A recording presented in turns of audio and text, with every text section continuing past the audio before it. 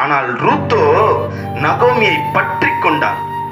தன்னை பற்றி கொண்ட தன்னுடைய மருமகளாகிய ரூத்தை பார்த்து நகோமி சொல்றா, என் மகளே, என்னை நம்பி வந்தவளே, நீ சுகமாய் வாழ்ந்திருக்கும்படி உனக்கு சௌக்கியத்தை தேடாதிருப்பேனோ? அல்லேலூயா.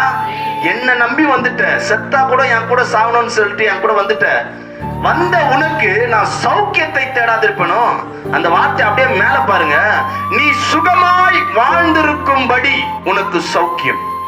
சௌக்கியம் என்றால் சுகமான வாழ்வு. அல்லேலூயா. சௌக்கியம் என்றால் சுகமான வாழ்வு.